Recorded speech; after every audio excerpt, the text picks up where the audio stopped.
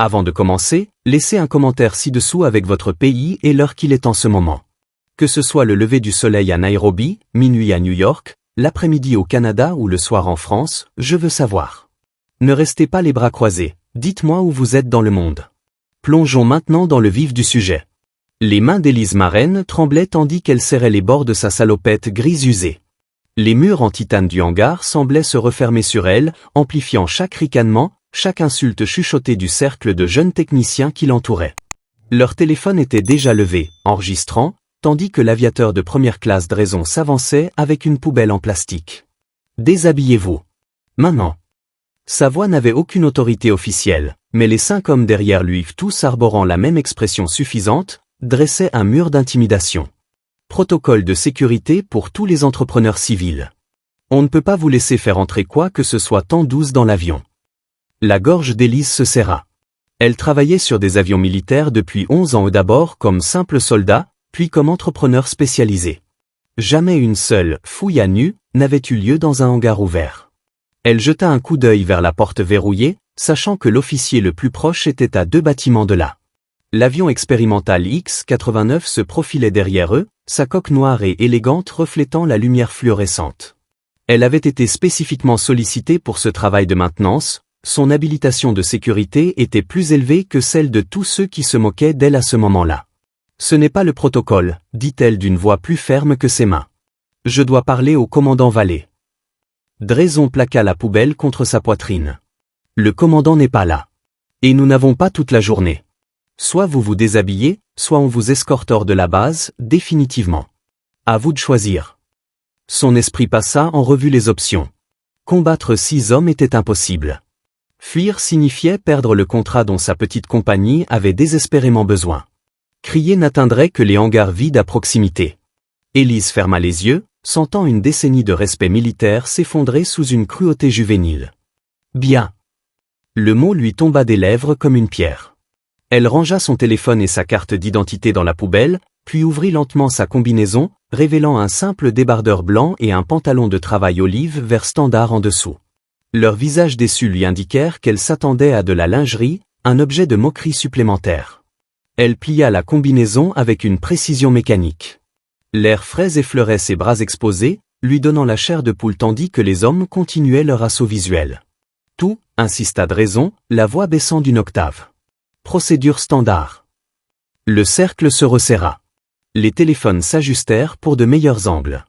Quelqu'un murmura quelque chose qui fit rire les autres encore plus fort. Les doigts d'Élise trouvèrent l'ourlet de son débardeur, avec une efficacité militaire, elle le fit passer par-dessus sa tête et le replia sur sa combinaison.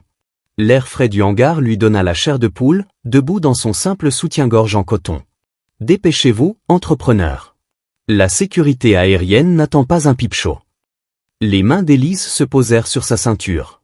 Au fond, à travers un mur de larmes qu'elle refusait de verser, elle entendit la lourde porte du hangar s'ouvrir. Mais il était trop tard maintenant, l'humiliation avait pris de l'ampleur. Elle retira son pantalon, vêtue seulement de ses sous-vêtements, fixant son regard sur un boulon dans le sol en béton plutôt que sur les hommes qui l'encerclaient. Leur respiration changea, devint plus lourde, plus prédatrice. Elle pouvait sentir leur eau de Cologne se mélanger au kérosène et au métal du hangar. « Retournez-vous » ordonna Drayson. Inspection complète. Elle se retourna, le dos nu tourné vers le groupe. Les téléphones se levèrent plus haut. Les rires cessèrent. Puis le silence. Un silence total, écrasant. Des pas lourds traversèrent le hangar.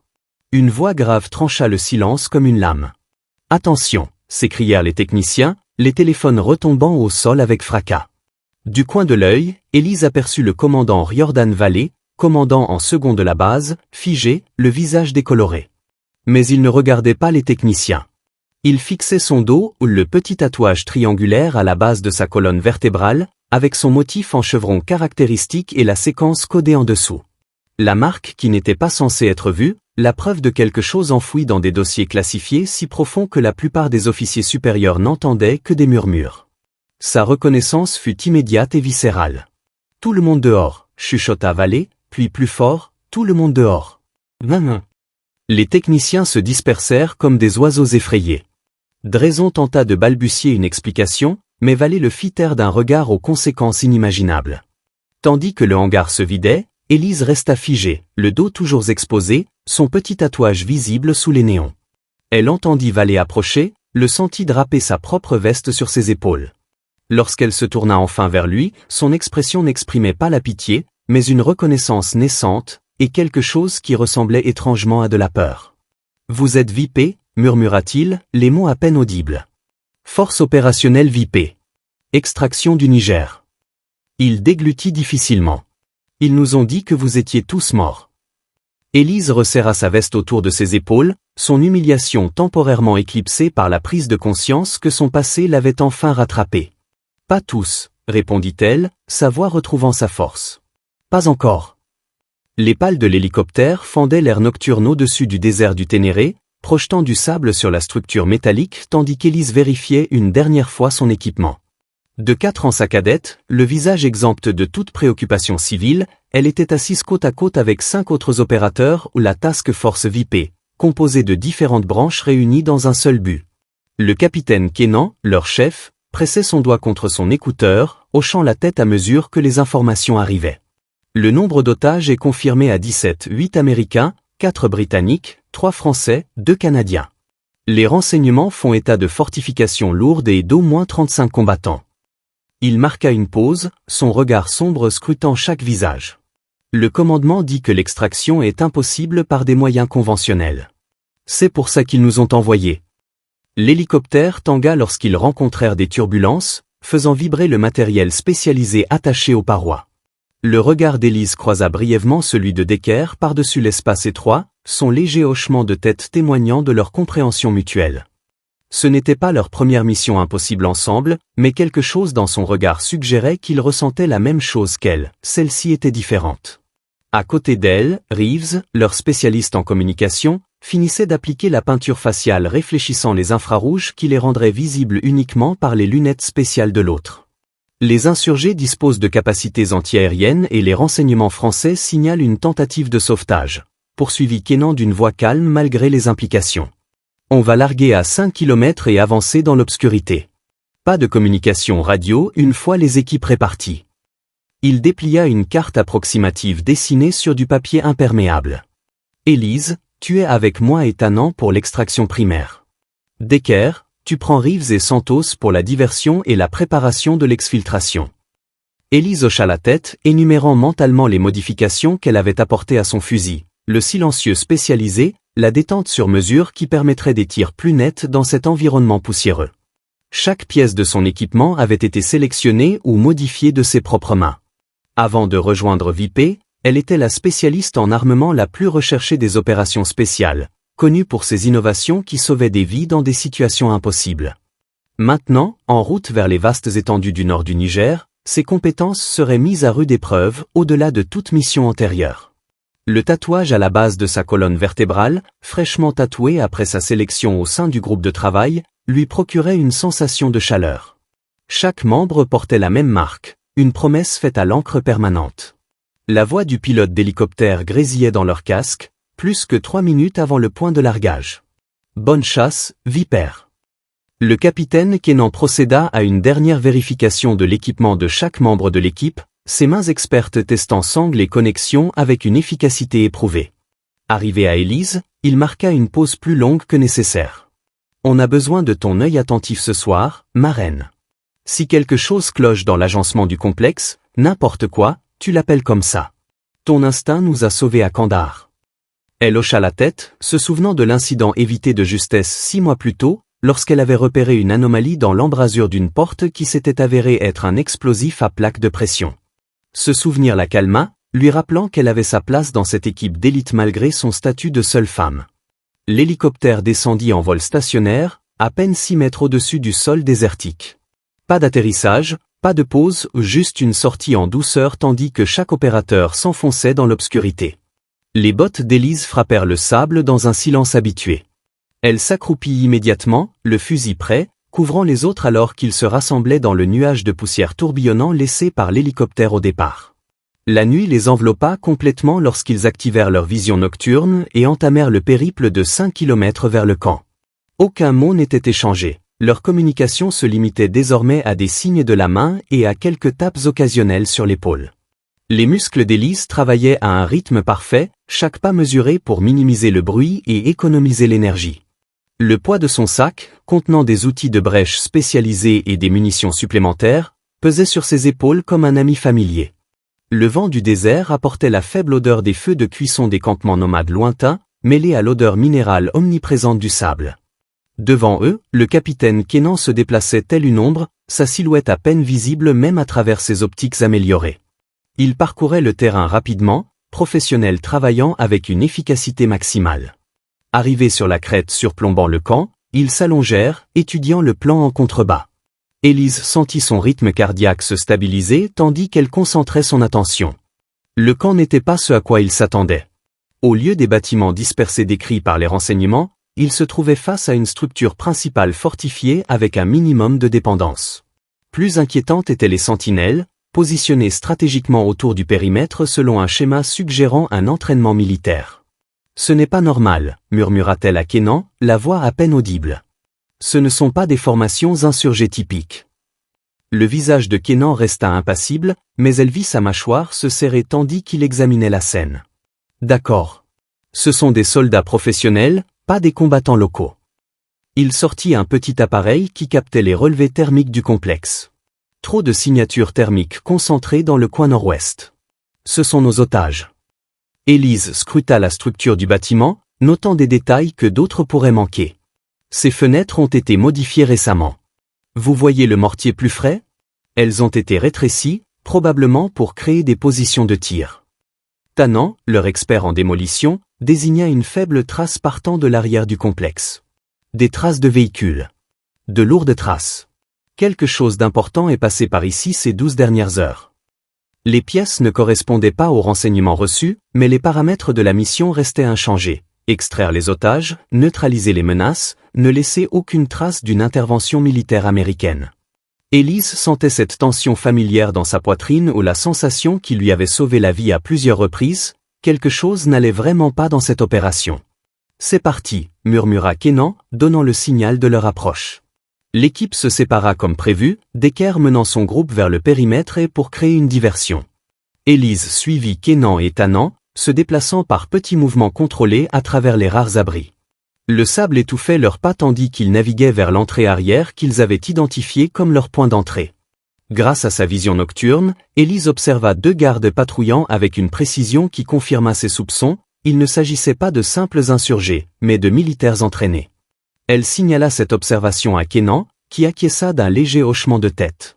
Ils s'arrêtèrent derrière un petit amas de rochers lorsqu'une patrouille passa à moins de 15 mètres de leur position. Élise entendit leur conversation ou non pas dans le dialecte local, mais dans un russe impeccable. Son sang se glaça. Les informations étaient catastrophiques. Au passage de la patrouille, Kenan les rapprocha. « Changement de plan » murmura-t-il. « Il s'agit d'une opération professionnelle avec le soutien de l'État. Tanan, préparez-vous à une entrée plus agressive. Élise, nous devons alerter l'équipe de Decker. » Élise activa son communicateur d'urgence, un risque, mais nécessaire. La transmission cryptée durerait moins d'1 seconde, espérant être trop brève pour être détectée. VIP2, attention, professionnel sur place, opérateur russe, pas insurgé. L'accusé de réception revint, un simple clic dans son oreillette. Ils poursuivirent leur approche, s'adaptant à la nouvelle compréhension de leur adversaire. Arrivé au mur de l'enceinte, Tanan commença à placer ses charges spéciales, conçues pour percer la structure avec un minimum de bruit. Élise le couvrit, son fusil pointé sur le coin où la prochaine patrouille apparaîtrait dans une quarantaine de secondes s'ils maintenaient leur rythme. L'air nocturne était électrique de tension. Son oui amélioré capta le bruit des bottes, le cliquetis métallique des armes qu'on ajuste, le murmure bas de voix parlant une langue qu'elle comprenait juste assez pour percevoir le danger. Ce n'étaient pas des mercenaires, c'étaient des spetsnaz, des forces spéciales russes. Cette prise de conscience la glaça. Ce n'était pas une simple prise d'otage, c'était quelque chose de bien plus complexe, avec des implications géopolitiques au-delà des paramètres de leur mission. Tanan signala que les charges étaient prêtes. Ils reculèrent, se mettant à couvert tandis qu'ils déclenchaient les explosifs spéciaux. Le bruit fut étouffé ou plus de pression que de bruit, mais le mur céda exactement comme prévu, créant une ouverture juste assez grande pour qu'ils puissent se faufiler. Presque simultanément, Ils entendirent les premières explosions provenant du côté et du complexe, où la diversion de Decker arrivant pile au moment prévu. Des cris fusèrent dans le complexe tandis que les gardes répondaient à l'attaque inattendue. Elise franchit la brèche la première, son fusil en tête, tandis qu'elle nettoyait les environs. La pièce était vide, une sorte de réserve, remplie de caisses portant des inscriptions en cyrillique. Kenan et Tanan les suivirent, verrouillant la porte tandis qu'Elise photographiait rapidement les étiquettes des caisses avec son appareil photo spécialisé. Ils s'enfoncèrent plus profondément dans le bâtiment, ne rencontrant initialement aucune résistance, la plupart des forces ayant réagi à la diversion de Decker. La disposition ne correspondait en rien à leur briefing de renseignement, les obligeant à s'adapter à chaque nouveau couloir. Ils suivirent les signatures thermiques, se dirigeant vers l'amas qu'ils pensaient contenir les otages. L'intérieur du bâtiment était étonnamment moderne, sol en béton, portes blindées et caméras de sécurité que Tanan neutralisait à l'aide de dispositifs IEM de précision au fur et à mesure de leur progression. Arrivés à la porte de la présumée salle d'otages, ils marquèrent une pause pour les derniers préparatifs. Elise fixa une caméra à fibre optique sous la porte, révélant l'intérieur. Ce qu'elle vit la glaça. « Capitaine », murmura-t-elle avec urgence, « ce n'est pas une prise d'otage. » La pièce contenait du matériel de communication sophistiqué, des caches d'armes et des cartes des installations militaires américaines, mais aucun otage. Kenan regarda les images, le visage durci. C'est un piège. La prise de conscience arriva trop tard. La porte derrière eux s'ouvrit brusquement et des agents lourdement armés, vêtus d'équipements tactiques banalisés, entrèrent en masse. Malgré leur réaction immédiate, les trois vipères étaient en infériorité numérique. Des coups de feu éclatèrent, assourdissant dans l'espace confiné. Elise sentit la brûlure d'une balle lui effleurer le bras lorsqu'elle riposta, abattant deux assaillants. Tanan déploya une grenade fumigène, leur faisant gagner de précieuses secondes. « Repliez-vous », ordonna Kenan, tirant des rafales contrôlées tandis qu'ils se repliaient vers leur point de brèche. Elise couvrit leur repli, son fusil modifié perçant la fumée avec une précision mortelle. Mais pour chaque attaquant neutralisé, deux autres surgirent. Le bâtiment était devenu une véritable boîte à mort, conçue pour les piéger dès le départ. Alors qu'ils se frayaient un chemin vers leur point d'entrée, l'oreillette d'Elise crépita, accompagnée de la voix de Decker, « VIP1, nous sommes compromis. Je répète, compromis. Santos est à terre. » La transmission fut coupée par un bruit de coup de feu. Kenan prit une décision en une fraction de seconde. Nouveau point d'extraction. Direction le mur nord. Ils changèrent de direction, se battant dans des couloirs désormais remplis d'opérateurs armés. L'entraînement d'Elise prit le dessus, son corps se déplaçant avec une précision mécanique tandis qu'elle nettoyait les pièces et couvrait leur avancée. Une balle toucha son gilet pare-balles, lui coupant le souffle, mais ne parvint pas à pénétrer. Tanan reçut une balle à la cuisse, mais continua d'avancer, laissant une traînée de sang sur le sol en béton. Ils atteignirent un carrefour où deux couloirs se rejoignaient et se retrouvèrent cloués au sol par des tirs provenant de plusieurs directions. Dernière termite, grogna Tanan en sortant une grenade spéciale de son gilet. « Faites en sorte que ça compte », ordonna Kenan, fournissant un tir de couverture pendant que Tanan préparait l'engin. Elise protégea leurs flancs, éliminant un autre attaquant qui tentait de les contourner.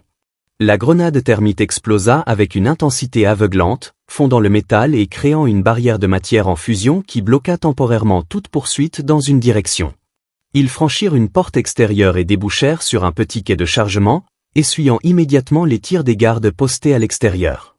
Elise se déplaçait avec une précision fulgurante, son fusil trouvant ses cibles avec une précision infaillible tandis qu'il se frayait un chemin vers le mur d'enceinte. Kenan prit la tête, se frayant un chemin à travers le chaos tandis que les alarmes retentissaient dans le complexe. Tanan peinait à suivre le rythme, sa blessure à la jambe s'aggravant à chaque pas. « Laissez-moi » alta-t-il alors qu'ils atteignaient une position de couverture temporaire derrière un hangar de ravitaillement. « Terminez la mission. » Elise croisa le regard de Kenan par-dessus la silhouette voûtée de Tanan. Tous deux connaissaient la règle d'or de la force opérationnelle, personne n'est laissé pour compte. « Impossible », dit Elise, sortant déjà du matériel médical de son sac. Elle appliqua un garrot et un bandage compressif avec une efficacité éprouvée, les mains fermes malgré les balles qui frappaient le mur métallique à quelques centimètres de sa tête. 3 minutes pour l'exfiltration, annonça Kenan en consultant sa montre. Decker devrait être au point d'extraction secondaire avec le soutien d'un hélicoptère s'il a réussi à s'en sortir. Si, le mot flottait entre eux, lourd de sous-entendus. Ils avaient perdu la communication avec la deuxième équipe, et les coups de feu provenant de l'est du complexe avaient cessé. Elise aida Tannant à se relever, soutenant son poids tandis qu'ils avançaient vers le mur nord. Le complexe était plongé dans le chaos, des projecteurs balayaient le terrain, des coups de feu résonnaient de toutes parts, et le bruit des véhicules en approche ajoutait à l'urgence. Ils atteignirent le mur, trouvant le point présélectionné où la hauteur était la plus basse. « Je vais renforcer Tannant, tu me couvres », ordonna Kenan. Elise prit position, son fusil prétendit que Kenan aidait leur coéquipier blessé à atteindre le sommet du mur. Un cri venu de leur droite signala qu'ils avaient été repérés. Elise se retourna, engageant plusieurs cibles tandis qu'il chargeait à découvert. Son fusil claqua après avoir abattu 4 assaillants.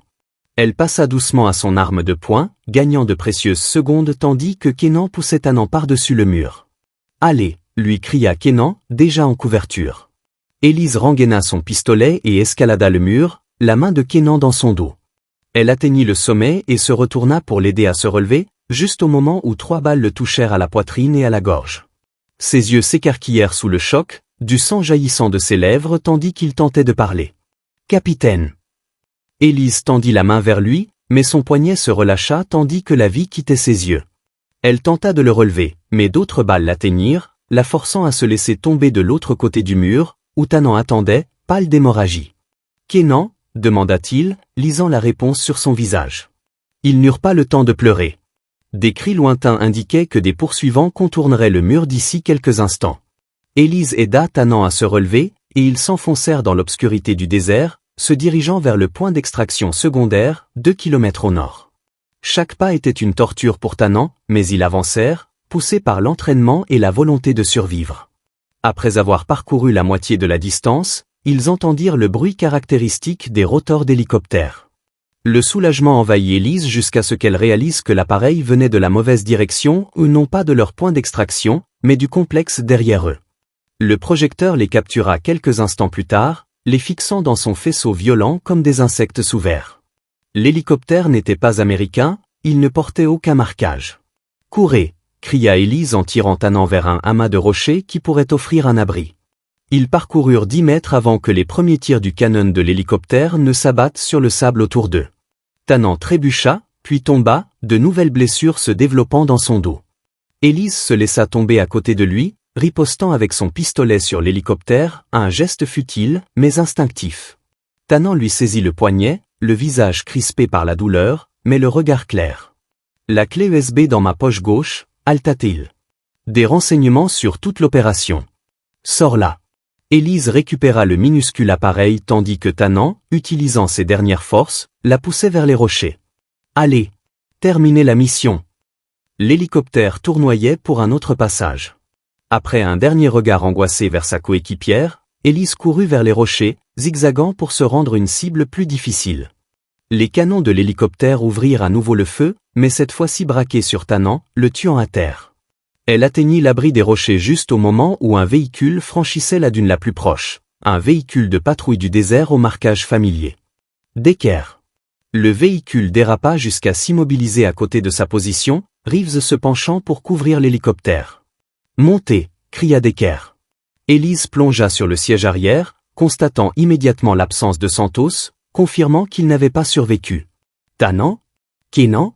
demanda Decker en accélérant, le véhicule rebondissant violemment sur le terrain accidenté. « Tous les deux à terre », répondit Elise d'une voix caverneuse. L'hélicoptère les poursuivit sur près d'1 kilomètre avant de s'interrompre brusquement et de retourner au camp. Ils roulèrent dans un silence tendu, s'éloignant de la catastrophe. Arrivés au point d'évacuation d'urgence, un petit TWED où une équipe de recherche et de sauvetage de combat attendait avec un hélicoptère, Elise finit par poser la question qui la taraudait, « Qu'est-il arrivé aux renseignements ? Comment ont-ils su que nous arrivions ?» Le visage de Decker était sombre tandis qu'il montait dans l'hélicoptère de secours. « Quelqu'un nous a trahis », dit-il simplement. Ce n'était pas une libération d'otages. C'était un piège dès le départ. Le vol de retour vers la base opérationnelle avancée se déroula dans un tourbillon de douleur et d'épuisement. Le personnel médical soignait leurs blessures tandis que les officiers du renseignement militaire attendaient impatiemment de les débriefinger. Elise tendit la clé USB de Tannant, expliquant son importance. Quelques heures plus tard, après avoir raconté chaque détail de la mission, Elle était assise seule sous une tente médicale, le bras fraîchement bandé. Decker la trouva là, le visage hagard par la fatigue et par autre chose, une colère profonde et brûlante. Ils l'enterrent, dit-il sans préambule. Toute l'opération. Elle n'a jamais eu lieu. Élise le fixa, d'abord incompréhensible. Et Kenan et Tannant? Santos? Decker s'assit lourdement à côté d'elle. Déclaré mort lors d'un accident d'entraînement. La clé USB? Classée secret défense. Il se pencha plus près, sa voix se réduisant à un murmure. Cela va plus loin que nous le pensions. Un commandant savait exactement où il nous envoyait. Et maintenant, ils étouffent tout. La prise de conscience l'envahit comme un poids physique. Ils n'étaient pas seulement victimes d'une mauvaise intelligence, ils avaient été sacrifiés délibérément. La question était de savoir pourquoi, et par qui. Le tatouage à la base de sa colonne vertébrale, autrefois symbole de fierté, lui semblait désormais une cible. 3 mois après le Niger, Élise était assise dans un bureau gouvernemental stérile à l'anglais, en Virginie, son uniforme inconfortable après des mois sur le terrain. De l'autre côté du bureau, le colonel Harris Sheffield triait des papiers avec une lenteur délibérée, la faisant patienter. La pièce sentait le cirage et la climatisation, à 1000 lieues de la chaleur du désert où ses coéquipiers avaient péri. Lieutenant Marraine, dit finalement Sheffield sans lever les yeux de ses papiers. Votre évaluation psychologique suggère que vous êtes encore en train de digérer les événements du Niger. Ce n'était pas une question. Élise garda un visage soigneusement neutre. 3 hommes sont morts, monsieur. L'analyse semble appropriée. Les yeux de Sheffield se levèrent, froids et scrutateurs. 3 hommes sont morts dans un accident d'entraînement, lieutenant. C'est le rapport officiel. Il posa un dossier sur le bureau entre eux. Votre nouvelle affectation. La force opérationnelle VIP est démantelée. Vous êtes transféré au cybercommande, avec effet immédiat. Les implications étaient claires. Un travail de bureau, loin des opérations, où elle pourrait être surveillée. Où elle ne pouvait pas poser de questions sur ce qui s'était réellement passé au Niger. Avec tout le respect que je vous dois, monsieur, je préférerais rester sur le terrain. L'expression de Sheffield se durcit. Ce n'est pas une négociation, lieutenant. C'est un ordre. Il se pencha en avant, baissant la voix. Considérez-vous chanceux. Reeves a accepté un poste similaire sans se plaindre. Il ne mentionna pas Decker, et Élise ne posa pas la question. Elle ne l'avait pas revu depuis leur séparation pour un débriefing après leur retour du Niger. Sheffield rapprocha le dossier d'elle. Votre nouvelle habilitation de sécurité, vos mots de passe et vos modalités d'hébergement sont inclus. Vous vous présentez lundi à 8 heures. Il se leva, indiquant la fin de la réunion. Une dernière chose, lieutenant. La mission au Niger et tout ce qui concerne la force opérationnelle VIP relève désormais du programme d'accès spécial. En discuter avec qui que ce soit constitue une violation de la loi sur l'espionnage. Ai-je bien compris? Élise se leva, le visage imprégné de discipline militaire. Tout à fait clair, monsieur. Alors qu'elle se retournait pour partir, Sheffield ajouta presque nonchalamment, « Oh, et lieutenant? Ce tatouage. Faites-le enlever. Il n'est plus autorisé. » L'insulte ultime, effaçant même la marque de son service au sein de l'équipe. Elle passa la nuit dans son logement temporaire sur la base, les yeux rivés au plafond tandis que la pluie crépitait contre les fenêtres. Le dossier de Sheffield restait fermé sur son bureau. Quelque chose clochait profondément dans toute cette situation. Pourquoi démobiliser une équipe d'élite après une opération ratée? Pourquoi enterrer les renseignements pour lesquels Tannant était mort? Pourquoi séparer les survivants et les placer dans des positions où ils n'auraient aucun contact opérationnel? Son téléphone vibra, accompagné d'un SMS d'un numéro inconnu, cérémonie commémorative pour Kenan. Demain. 14 heures. Arlington, section 60. Aucune signature, mais elle savait que c'était de Decker. Le lendemain, elle se tenait sous la pluie au cimetière national d'Arlington, regardant le cercueil drapé du drapeau du capitaine Kenan être descendu en terre. La cérémonie officielle était restreinte, la famille, quelques officiers supérieurs et une poignée d'opérateurs d'autres unités. Elle aperçut Reeves debout en face de la tombe, le visage émacié et les yeux creux. De Decker, aucune trace. Après la cérémonie, tandis que les gens se dispersaient, elle sentit une présence à ses côtés. « Marchez avec moi », dit Decker doucement, surgissant comme de nulle part. Ils avancèrent parmi les pierres tombales blanches, restant à portée de vue du cortège funèbre qui se dispersait, mais hors de portée de voix. « Il nous surveille », dit-il sans préambule. Nous tous. Reeves a essayé d'accéder au dossier du Niger la semaine dernière. Le lendemain, il a été transféré à un poste d'écoute en Alaska. Elise garda une expression neutre, consciente de la présence d'observateurs potentiels. Pourquoi me dites-vous ça? Decker s'arrêta près d'un arbre, se positionnant de manière à ce que son visage ne soit pas visible de loin. Parce que Tannen avait raison. La clé USB contenait tout, la preuve que toute l'opération était compromise dès le départ. Non pas par les Russes, mais par nos propres hommes. Il marqua une pause, observant les alentours avant de poursuivre. Il n'y a pas eu de prise d'otage. Toute la mission était conçue pour éliminer la Task Force VIP, à cause de ce que nous avions découvert lors de notre précédente opération au Kazakhstan. La révélation frappa Elise comme un coup dur. Leur mission au Kazakhstan 3 mois plus tôt avait révélé des preuves d'acheminement d'armes américaines vers des groupes séparatistes, des armes censées avoir été détruites. Ils l'avaient signalé par les voies officielles et avaient été informés qu'une enquête serait ouverte. Quelqu'un de très haut placé est impliqué dans un trafic d'armes, poursuivit Decker d'une voix à peine plus forte qu'un murmure. Et ils ont utilisé des agents russes pour régler leur compte. Il lui enfonça un petit objet dur dans la paume de la main, une carte micro-SD. Tout ce que Tannen avait, plus ce que j'ai rassemblé depuis. Nom, date, bordereau d'expédition. Je vais disparaître après ça. Tu devrais faire de même. Elise referma les doigts sur la petite carte, l'esprit s'emballant. Pourquoi moi? Pourquoi ne pas confier ça à quelqu'un d'autoritaire? Le rire de Decker était creux. Parce que je ne sais plus à qui faire confiance. Mais je te connais. Tu feras ce qu'il faut, quel qu'en soit le prix. Il commença à s'éloigner, puis se retourna. Une dernière chose. N'enlève pas ce tatouage. Quoi qu'il te dise, ne l'efface pas. Un jour, ce sera peut-être la seule preuve que tu appartenais à quelque chose de réel. Avant qu'elle puisse répondre, il se fondit dans la foule en deuil et disparut. Elise se tenait seule parmi les tombes, la carte micro-SD brûlant dans sa paume comme un charbon ardent, tandis que la pluie trempait son uniforme et collait ses cheveux à son visage.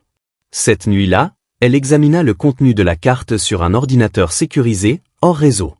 Ce qu'elle trouva confirma tout ce que Decker avait dit, et pire encore. Les preuves indiquaient l'existence d'un réseau de hauts responsables de l'armée et des services de renseignement impliqués dans un vaste trafic d'armes, utilisant des ressources militaires pour transporter et distribuer des armes dans des zones de conflit du monde entier. Les profits, des milliards de dollars, transitaient par un réseau complexe de sociétés écrans. La Task Force VIP était tombée sur l'opération par hasard lors de sa mission au Kazakhstan, et la libération d'otages au Niger avait été spécialement conçue pour les éliminer. Le document final était une liste de noms des responsables impliqués dans le complot. Elle en reconnut plusieurs, dont le colonel Sheffield. Mais la liste était incomplète, les conspirateurs les plus haut placés n'étant identifiés que par des noms de code. L'ampleur de la trahison était stupéfiante.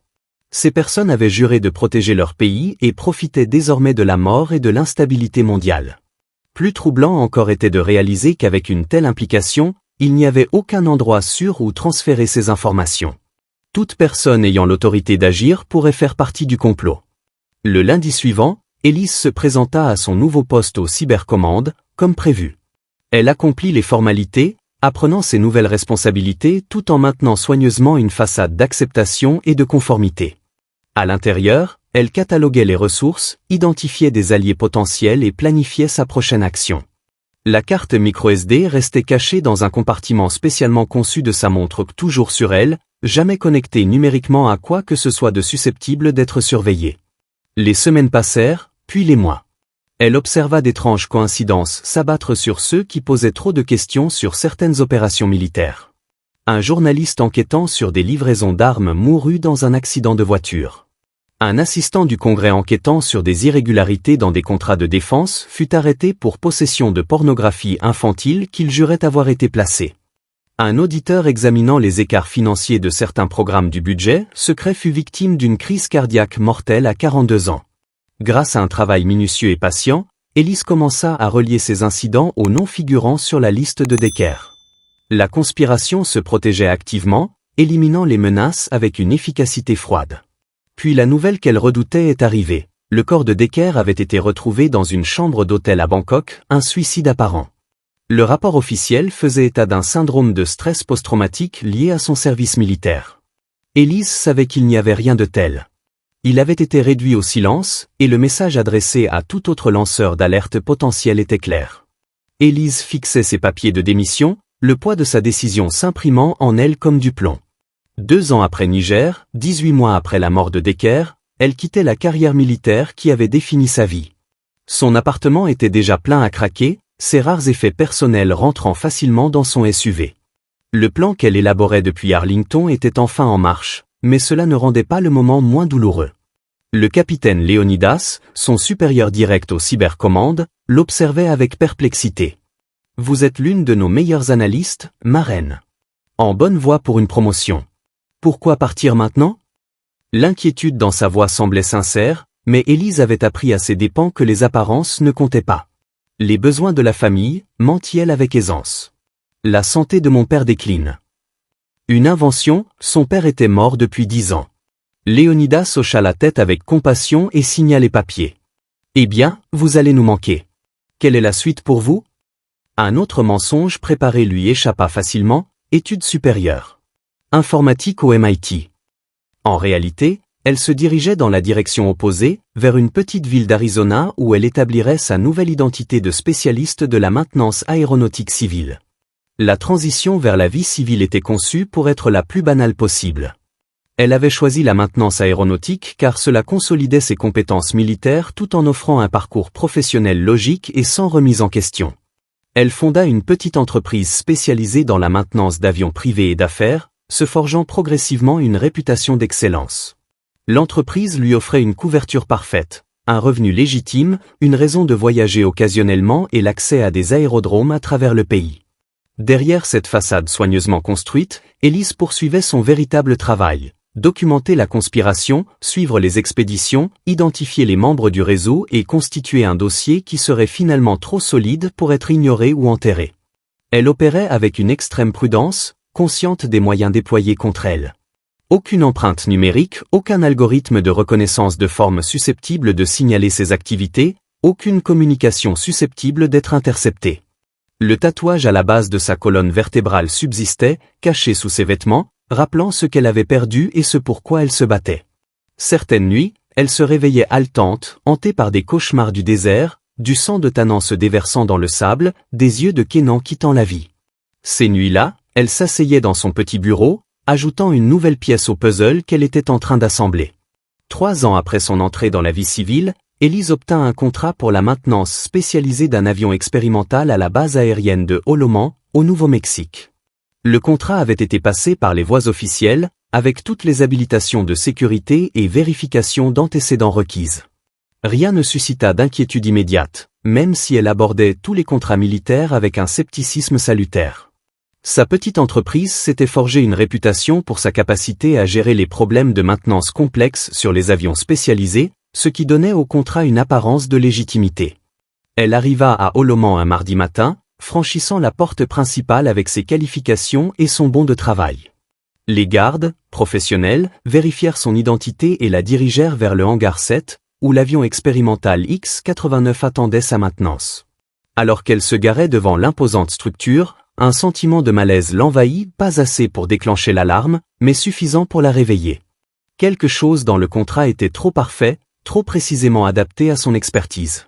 Malgré tout, elle rassembla ses outils spécialisés et s'approcha du hangar, le visage figé dans le masque professionnel qu'elle avait perfectionné. À l'intérieur, le hangar était inhabituellement silencieux. Le X-89 trônait au centre, sa silhouette noire et élégante impressionnant même pour quelqu'un qui connaît bien les avions de pointe. Ce qui frappa immédiatement Élise, ce fut l'absence de l'équipe technique habituelle. La maintenance d'un tel appareil impliquait généralement au moins une demi-douzaine de spécialistes. Elle s'attendait à faire partie d'une équipe, et non à travailler seule. Alors qu'elle approchait de l'appareil, la porte du hangar derrière elle s'ouvrit, laissant entrer 6 jeunes aviateurs en uniforme standard. Ils avançaient avec une assurance qui semblait en contradiction avec leur grade, se déployant pour former un demi-cercle lâche autour d'elle. « Madame Marraine » appela l'un d'eux l'aviateur de première classe Draison, selon sa plaque signalétique. « Nous sommes votre équipe d'assistance technique pour aujourd'hui. » Quelque chose dans sa voix déclencha une alarme. Son sourire n'atteignit pas ses yeux, et les autres la regardaient avec une intensité qui semblait prédatrice plutôt que professionnelle. Elle posa sa boîte à outils, se positionnant de manière à les voir tous en même temps. On ne m'a pas dit que j'aurais une équipe, a-t-elle dit d'un ton neutre. Je travaille généralement seul sur des systèmes spécialisés. Drayson s'approcha, toujours avec ce sourire vide. Changement de plan. Les protocoles de sécurité ont été mis à jour. Nous devrons vérifier votre équipement avant que vous n'approchiez de l'avion. Le hangar parut soudain immense et vide. Elise jeta un coup d'œil vers l'avion et remarqua l'absence de caméras de sécurité, inhabituelle pour un hangar abritant des technologies expérimentales. Elle avait heurté quelque chose, mais ne savait pas encore quoi.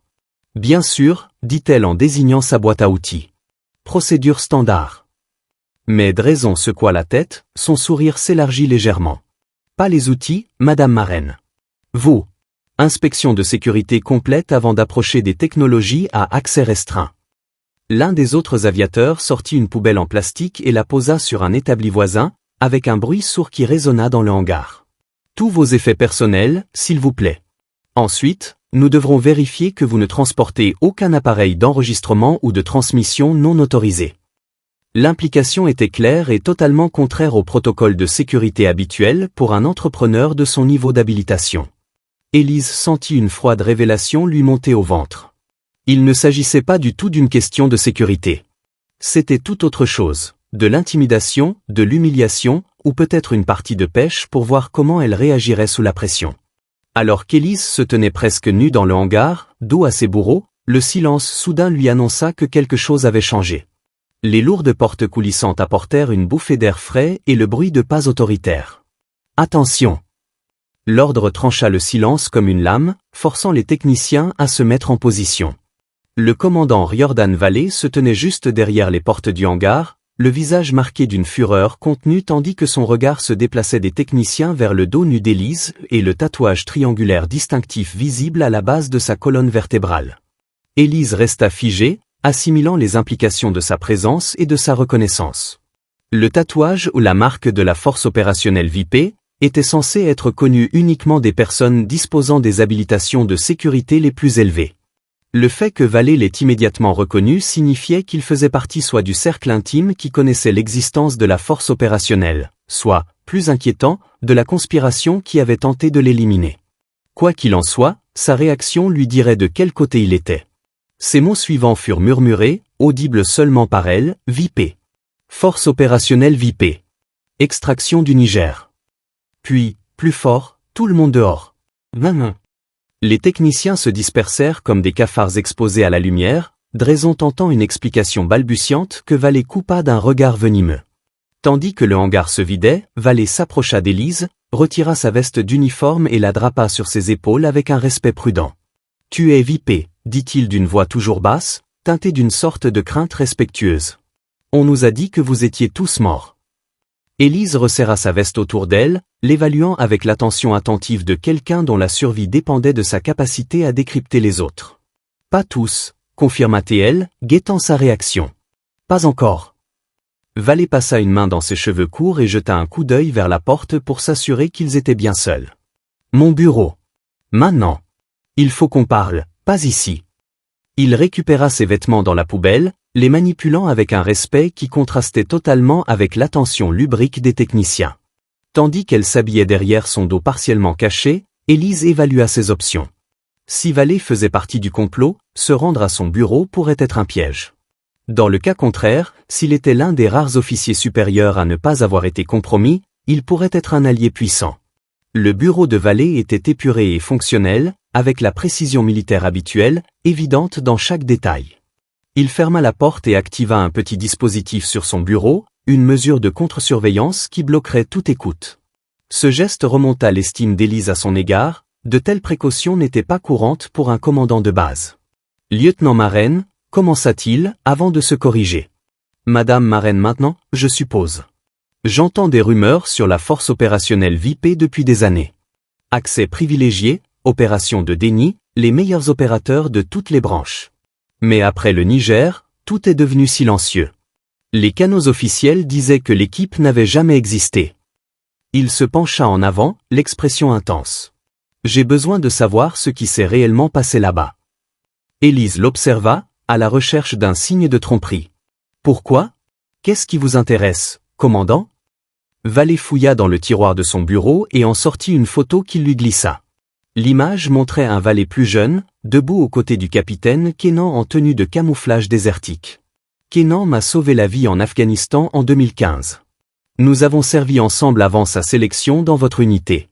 Quand j'ai appris qu'il était mort dans un accident d'entraînement, j'ai su que quelque chose n'allait pas. Il était trop bon pour ça. Le lien personnel avec Kenan changea la donne. Élise prit une décision, une révélation limitée, suffisante pour tester la réaction de Valet. Le Niger n'était pas une libération d'otages. C'était une embuscade visant à éliminer toute notre équipe. Elle observa attentivement son visage en poursuivant. Nous avions découvert des preuves de trafic d'armes américaines vers des zones de conflit par des membres de notre propre structure de commandement. La mission était un piège depuis le début. Le choc de Valet semblait sincère, son visage pâlissant tandis qu'elle parlait. « Mon Dieu, murmura-t-il. Jusqu'où est-ce que ça va ?» Élise secoua la tête. « Assez haut pour que j'aie passé 4 ans à rassembler des preuves avant d'approcher qui que ce soit. Assez haut pour que Decker ait été tué à Bangkok lorsqu'il s'est trop approché du groupe principal. » Elle ne mentionna ni la carte microSD ni les noms précis qu'elle avait identifiés. La confiance se gagnait, pas se donnait. Valet se laissa aller au fond de son fauteuil, digérant ce qu'elle lui avait dit. « Et maintenant? Tu travailles quoi? Comme entrepreneur civil tout en montant un dossier ?»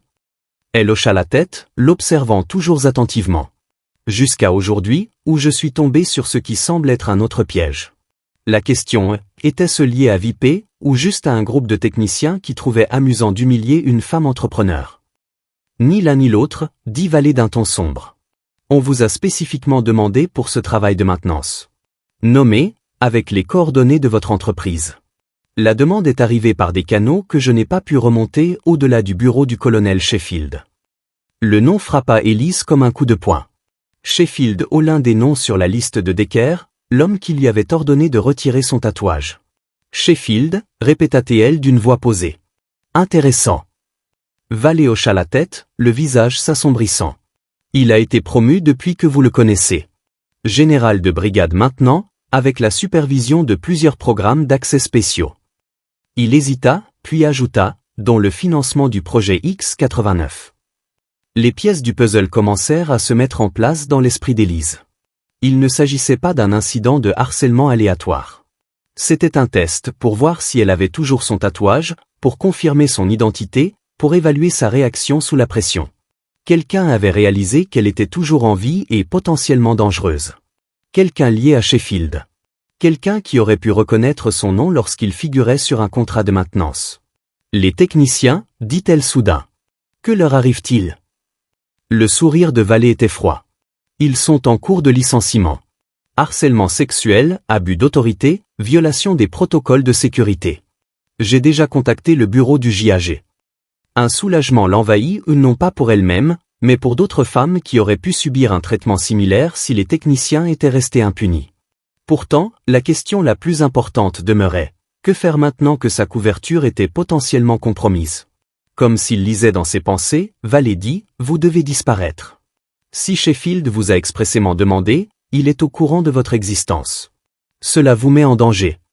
Élise examina ses options. Fuir signifiait abandonner 4 années de travail minutieux, mais rester risquait de finir comme Decker, un autre suicide qui ne soulèverait aucune question officielle.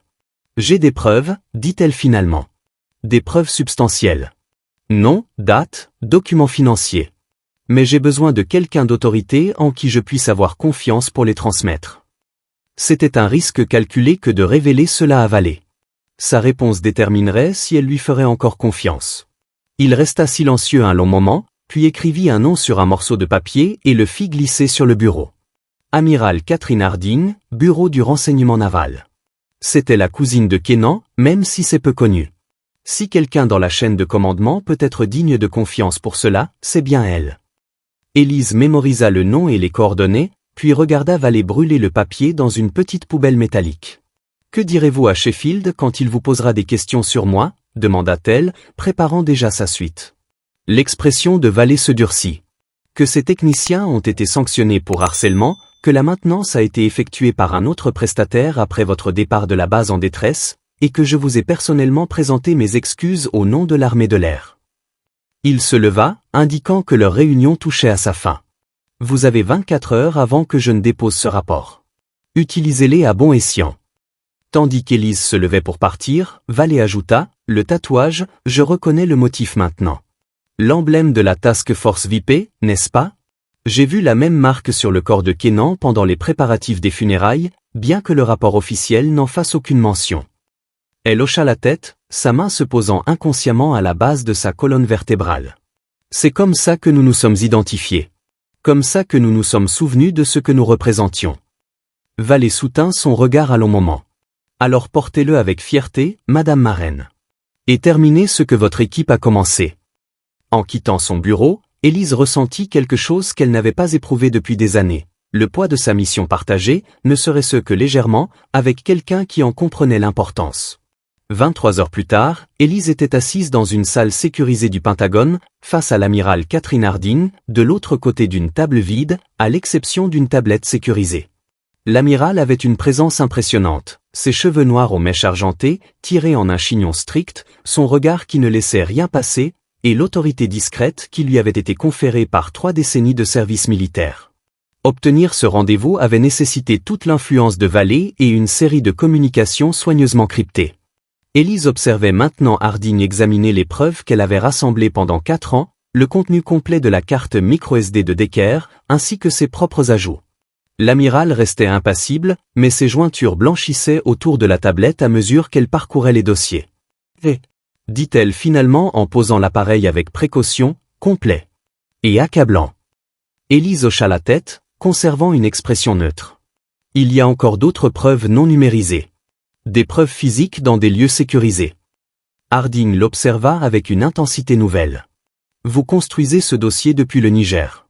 Seul. Ce n'était pas une question, mais Élise répondit quand même. Decker a aidé au début. Après sa mort, oui. Seul. Harding se leva et arpenta la petite pièce, ses mouvements maîtrisés mais trahissant une profonde agitation. Comprenez-vous ce que vous avez découvert?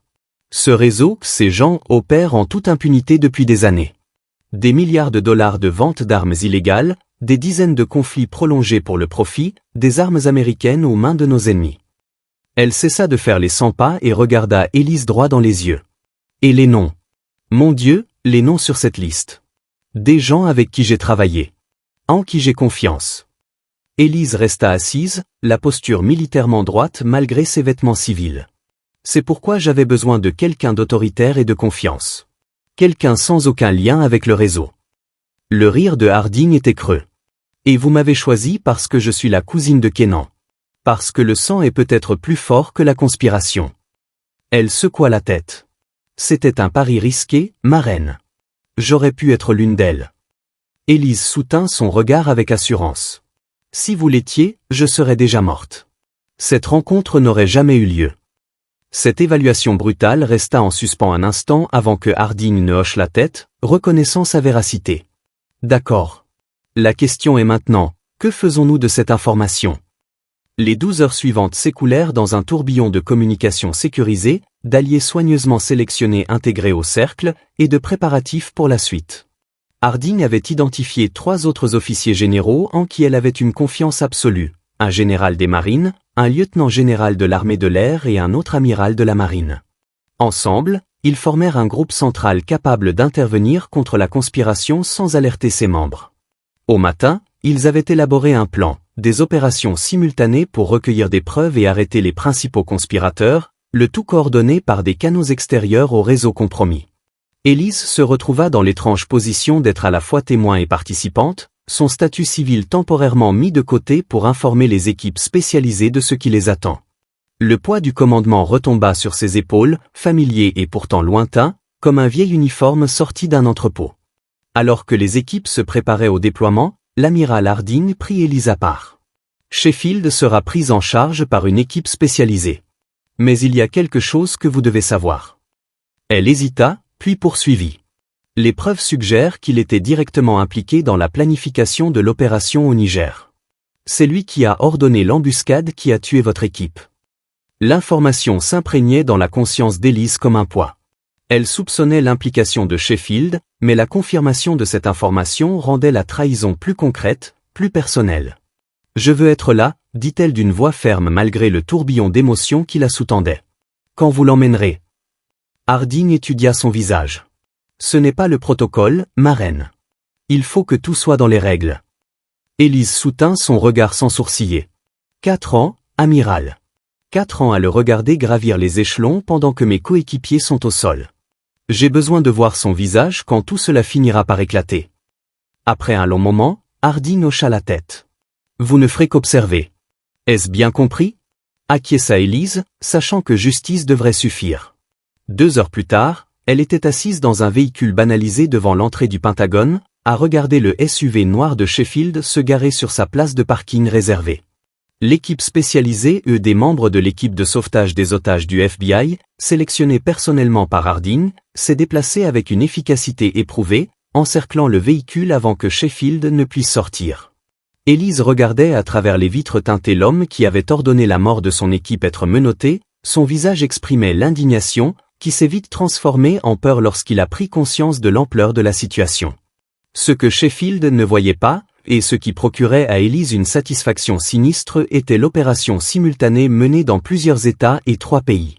27 arrestations, 17 mandats de perquisition et le gel de comptes valant des milliards de dollars. Le réseau qui opérait en toute impunité depuis des années était démantelé d'une seule frappe coordonnée.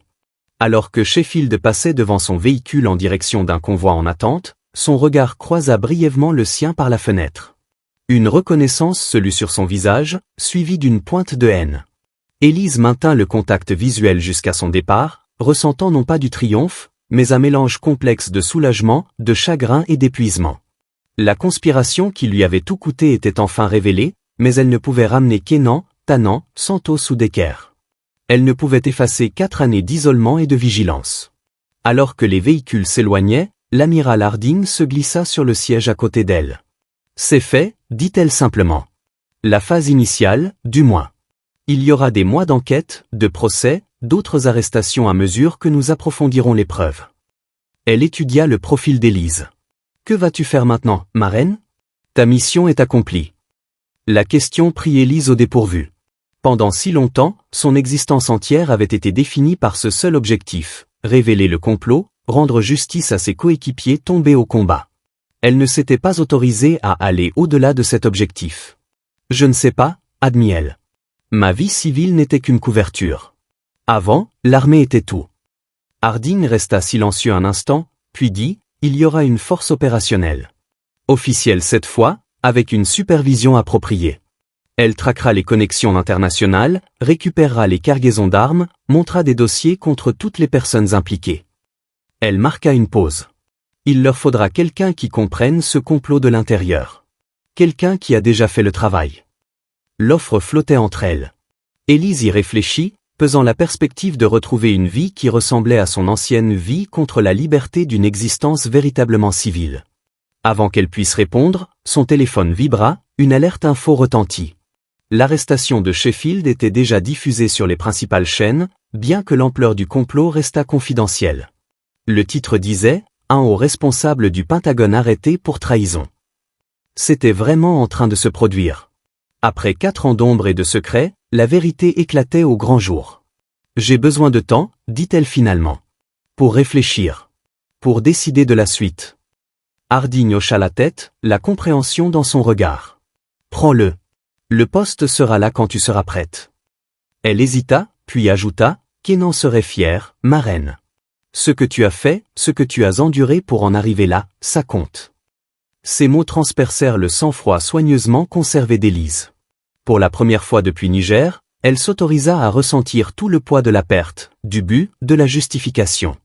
Des larmes coulèrent silencieusement, des années d'émotions contenues trouvant enfin leur origine. Harding détourna respectueusement le regard, lui laissant l'intimité nécessaire pour digérer ce qui ne pouvait être partagé. Lorsqu'Élise reprit enfin la parole, sa voix était ferme. « Le tatouage, dit-elle. Sheffield m'a ordonné de l'enlever. Il a dit qu'il n'était plus autorisé. » L'expression de Harding s'adoucit, pleine de compréhension. « Garde-le, dit-elle simplement. Il est mérité. Il est à toi. » À cet instant, la marque à la base de la colonne vertébrale d'Élise se transforma à nouveau, d'objectif à un signe d'honneur, de fardeau à héritage. Quoi qu'il advienne, elle la porterait avec elle, souvenir permanent de ce qu'elle avait perdu et de ce qu'elle avait accompli en leur nom. 6 mois après l'arrestation de Sheffield, Elise était assise dans une salle d'audience sécurisée, au cœur du Pentagone, se préparant à témoigner devant un tribunal militaire à huis clos. La pièce était austère, bois poli, sceaux du ministère de la Défense au mur, et seulement 30 personnes pouvaient s'asseoir, la plupart étant des officiers du JAG ou des agents du renseignement disposant des autorisations nécessaires. À une table à sa droite se trouvait l'équipe de l'accusation, menée par un colonel de l'armée au regard perçant, réputé pour sa précision méthodique.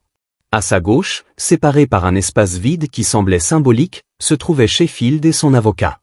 L'ancien général avait considérablement vieilli en détention, sa présence autrefois imposante diminuée par la pâleur carcérale et la connaissance de ce qui l'attendait.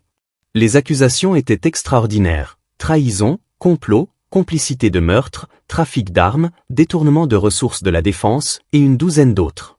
S'il était reconnu coupable, il ne retrouverait jamais la liberté. Elise gardait les yeux fixés sur l'avenir, refusant de reconnaître l'existence de Sheffield jusqu'à ce que cela soit absolument nécessaire. Aujourd'hui serait déjà assez difficile sans un dialogue avec l'architecte de la destruction de son équipe. L'amiral Harding l'avait prévenu que la défense attaquerait sa crédibilité, remettrait en question son état mental, insinuerait qu'elle avait fabriqué des preuves à cause d'un syndrome de stress post-traumatique ou d'un grief personnel. « Ils essaieront de vous faire passer pour une obsédée », avait-il déclaré lors de leur séance de préparation. « Ils utiliseront vos 4 années d'enquête indépendante contre vous, insinuant qu'elles témoignent d'une obsession malsaine plutôt que d'une détermination à révéler la vérité. » Elise avait hoché la tête, comprenant la stratégie. « Laissez-les faire », avait-elle répondu. Les preuves parlent d'elles-mêmes. Alors que les membres du tribunal entraient, 3 généraux et 2 amiraux, tous au casier judiciaire impeccable et sans aucun lien avec Sheffield, elle se concentra, se préparant à ce qui allait suivre. Appelée à la barre, elle avança avec une assurance tranquille, prêtant serment avec une conviction évidente. L'accusation établit son passé, ses états de service, son passage au sein de la force opérationnelle VIP et les événements du Niger avec une rigueur méthodique. Puis vint la partie difficile, décrire comment elle avait passé 4 ans à monter le dossier contre Sheffield et ses complices. Tout au long de son témoignage, elle a fait preuve d'un détachement professionnel, énonçant les faits sans fioriture, laissant les preuves plutôt que l'émotion guider son récit. Lorsque l'avocat de la défense se leva pour le contre-interrogatoire, son approche fut exactement celle qu'Harding avait prédite. « Madame Marraine », commença-t-il d'un ton empreint de compassion, mais condescendant, « vous avez traversé un traumatisme extraordinaire. La perte de vos coéquipiers, le stress des opérations de combat, l'isolement qui a suivi. N'est-il pas possible que votre interprétation des événements ait été influencée par ces expériences ?» Elise soutint son regard avec assurance. « Les preuves ne découlent pas de mon interprétation, maître. Les dossiers financiers, les manifestes d'expédition, les journaux de communication, ce ne sont pas des documents subjectifs. » Il changea de tactique. « Vous avez passé 4 ans de votre vie à mener cette enquête, n'est-ce pas? À vivre sous une fausse identité, à vous isoler, à vous concentrer exclusivement sur ce prétendu complot. Diriez-vous que c'est un comportement sain ?» Elle refusa de se laisser entraîner. « Je dirais que c'est nécessaire. Lorsque la chaîne de commandement est compromise, des mesures alternatives deviennent essentielles. » Les questions continuèrent dans cette veine, tentant de saper sa crédibilité, suggérant de la paranoïa, insinuant que sa motivation était la vengeance. Tout au long de l'audience, elle est restée calme, répondant clairement et directement, refusant de se laisser entraîner dans des réponses émotionnelles qui pourraient soutenir le récit de la défense. Le point de rupture est survenu lorsque l'avocat de Sheffield a soudainement changé de sujet. « Madame Marraine, j'aimerais parler du tatouage dans le bas de votre dos. » La salle d'audience, déjà silencieuse, semblait encore plus silencieuse. « Cette marque vous identifie comme membre de la force opérationnelle VIP, n'est-ce pas ?»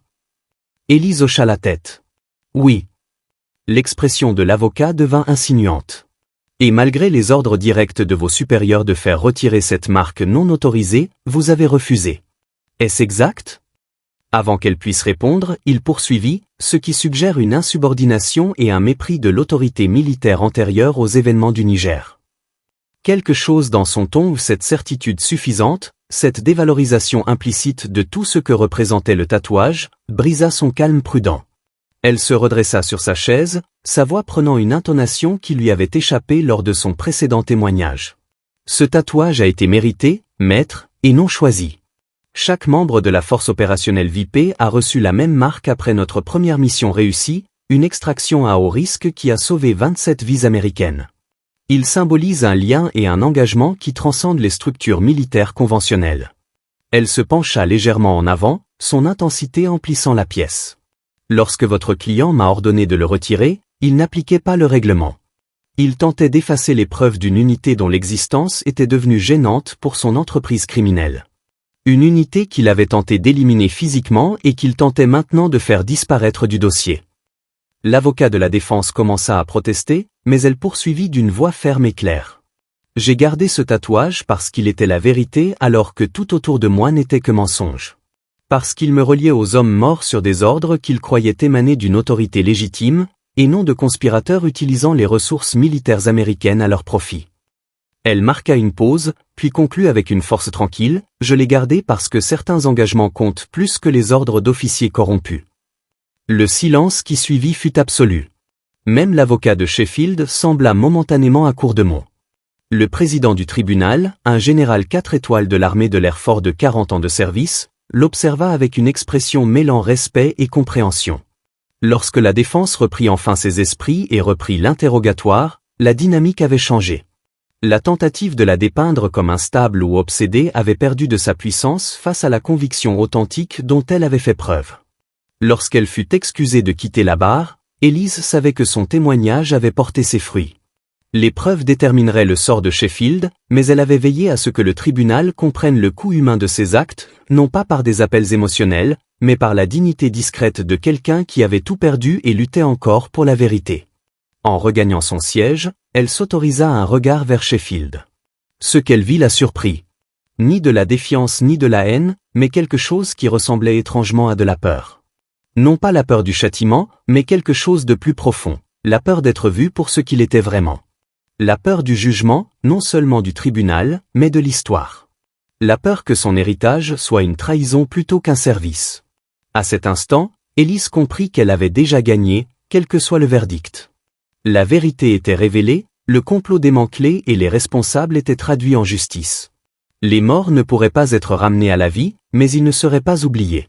Les témoignages se poursuivirent pendant des jours, d'autres témoins corroborant différents aspects du complot. Des experts techniques vérifièrent l'authenticité des documents financiers. Les analystes du renseignement ont confirmé le schéma des livraisons d'armes.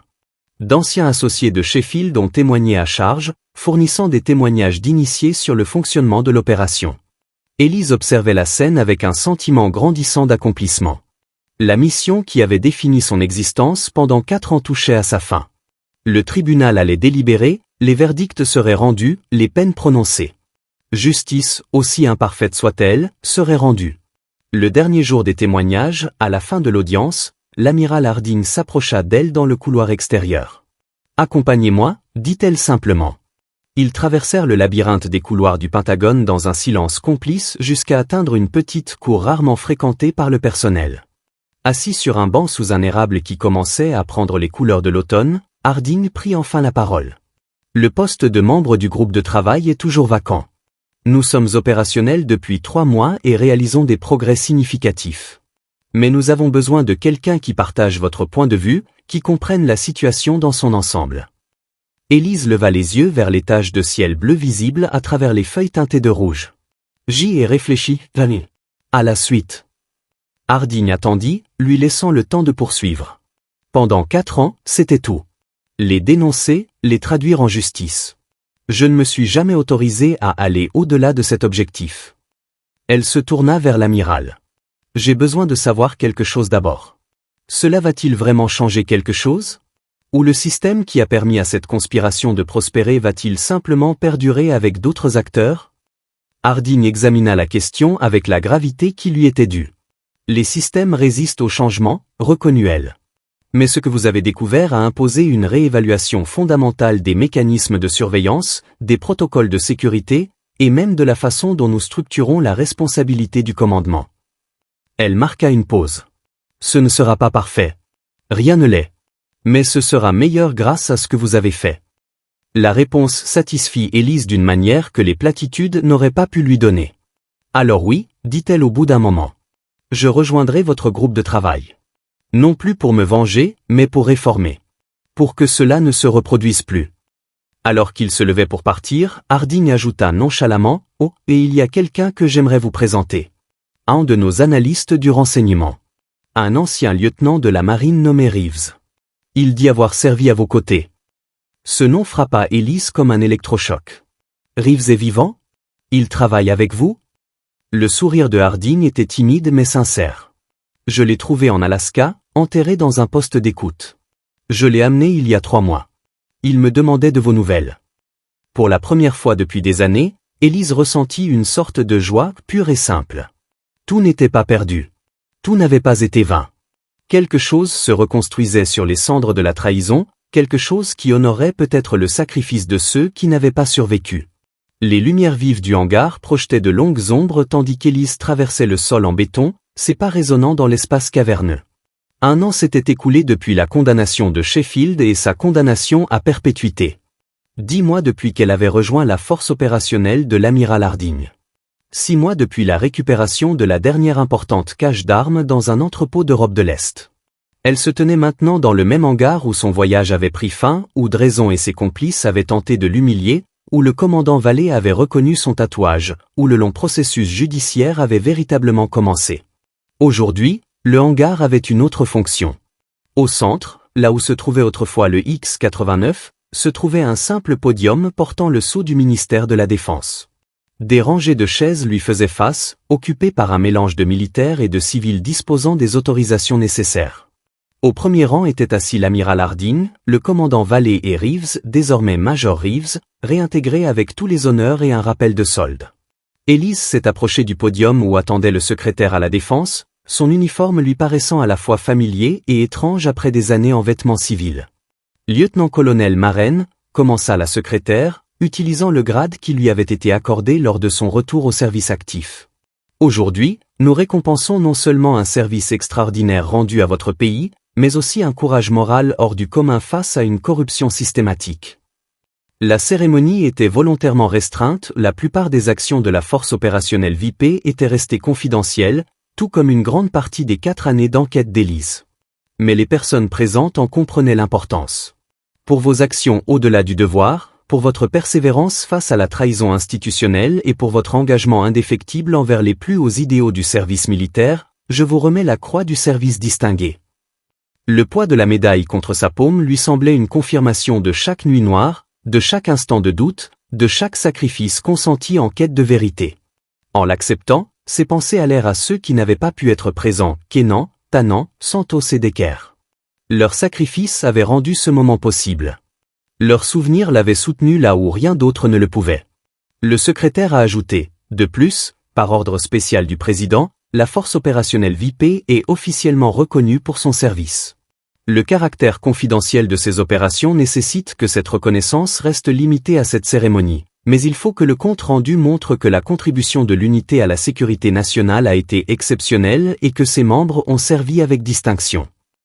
Ces mots firent monter des larmes inattendues aux yeux d'Elise, non pas pour elle, mais pour ses coéquipiers tombés au combat, dont le service allait enfin être reconnu, même si ce n'était que de cette manière.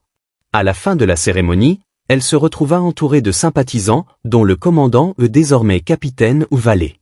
« J'ai su que ce tatouage signifiait quelque chose de spécial dès que je l'ai vu, » dit-il en lui serrant la main. « Je n'imaginais simplement pas à quel point. » Reeves la serra dans ses bras avec la familiarité d'une expérience partagée. « Kenan aurait adoré ça, » dit-il doucement. « Surtout le passage où Sheffield mourra en prison. » L'amiral Harding s'approcha en dernier, l'air satisfait. « La force opérationnelle est en cours d'extension, » informatait-elle Elise. Plus de personnel, un mandat élargi. Nous ne nous contentons plus de démanteler la conspiration, nous restructurons les systèmes de surveillance pour éviter qu'une telle chose ne se reproduise. Elle marqua une pause. Nous avons besoin d'un directeur adjoint. Quelqu'un qui comprenne à la fois les perspectives opérationnelles et stratégiques. Quelqu'un qui ait prouvé qu'on peut lui faire confiance et lui confier une autorité extraordinaire. L'offre était suspendue entre eux, non seulement un emploi, mais une chance de transformer les systèmes qui avaient échoué de manière si catastrophique. Plus tard, alors que le hangar se vidait et que la lumière du soir filtrait par les hautes fenêtres, Elise se retrouva seule sur le podium, médaille à la main.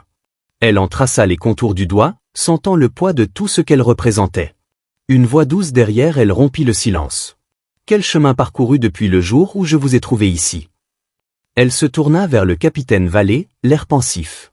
De presque nu et humilié à décoré et promu. Si ce n'est pas de la justice poétique, je ne sais pas ce que c'est. Élise sourit, appréciant sa tentative de détendre l'atmosphère. Il n'a jamais été question de médaille, dit-elle simplement. Il s'agissait de vérité. De s'assurer que ce qui est arrivé à mon équipe ne puisse pas arriver à d'autres. Vallée hocha la tête, compréhensif. Et le tatouage ? L'avocat de Sheffield l'a souligné avec force pendant le procès, j'ai entendu dire. La main d'Élise se posa inconsciemment sur la base de sa colonne vertébrale, sentant la marque à travers son uniforme. Toujours là, confirma-t-elle. Et le sera toujours. Vallée l'observa un instant. Vous savez, la première fois que je l'ai vu, je n'ai pas compris ce que ça signifiait.